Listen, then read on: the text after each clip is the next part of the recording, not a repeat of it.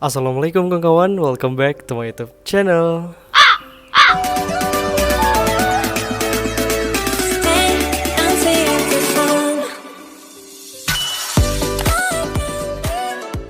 Oke guys, kembali lagi di YouTube channel aku. Welcome to my channel. Untuk teman-teman yang baru join di video aku kali ini, welcome to my YouTube channel. Let me introduce myself. My name Riansa.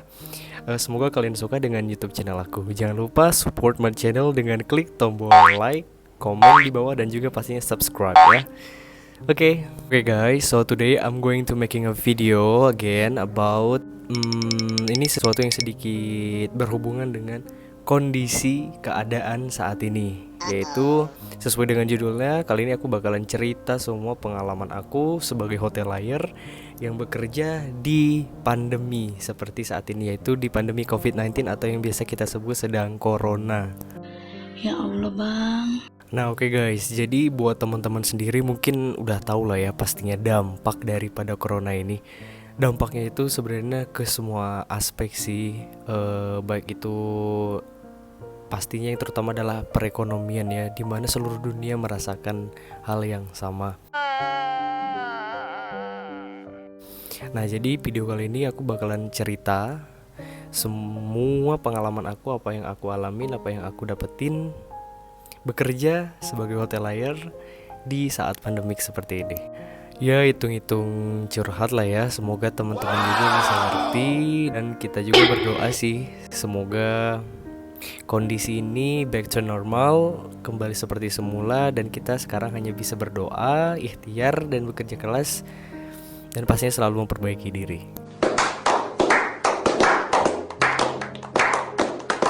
Oke guys, jadi yang aku mau ceritain adalah dampak dari COVID ini di dunia perhotelan.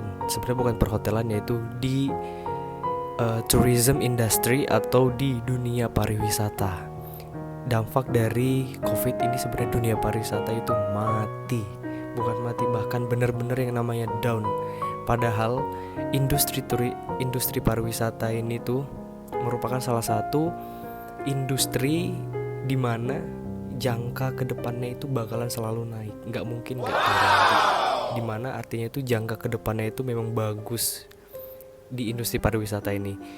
Nah, kenapa aku bilang dampak dari COVID ini bikin industri pariwisata mati? Oke. Karena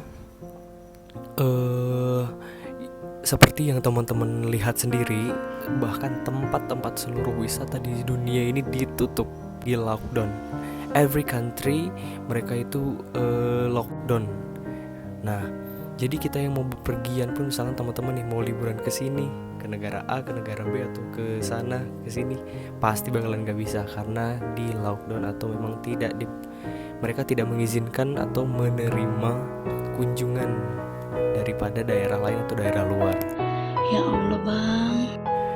Nah, dampak dari dunia perhotelan sendiri adalah, di sini aku bakalan cerita dari jadi beberapa step. Jadi yang step yang pertama ini aku bakalan cerita dampaknya itu, yang pertama terhadap okupansi hotel. Apa itu okupansi hotel? Jadi okupansi hotel itu sendiri adalah jumlah tingkat hunian atau jumlah banyaknya kamar yang terjual atau yang terisi dari hotel tersebut. Ini bisa kita bayangin sih, okupansinya itu menjadi anjlok. Untuk kawan yang biasanya itu pada saat normal, di saat weekday, di hari biasa pun okupansi itu biasanya paling sedikit itu biasa cuma kayak 40 atau 50%. But now as long this pandemic ini berubah total sih, 180 derajat bahkan. Iya, bahkan selama COVID ini paling ramai pun weekend itu bahkan hanya sampai 20%-an mungkin. Itu pun dalam satu bulan belum tentu dapat 20%. Jadi teman-teman bisa bayangin sendiri kan. Nah, untuk gajinya sendiri gimana tuh? Jadi untuk sistem salary-nya sendiri itu jadi untuk di dunia perhotelan ini kayaknya semua hotel pasti gunakan sistem ini sih. Sistem apa? Namanya adalah unpaid leave. Oke, jadi mungkin sebagian teman-teman ini nggak tahu nih apa itu unpaid leave. Oke, jadi unpaid leave itu sendiri adalah A few moments later. Jadi unpaid leave itu sendiri adalah jadi pemotongan gaji setiap karyawan, di mana misalkan dalam 1 bulan Genggawan kerja itu 25 hari nih hitungannya.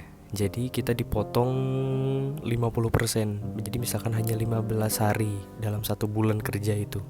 Nah, bayangin sendiri kan teman-teman, dari salary kita potong 50%. Itulah gaji selama Covid.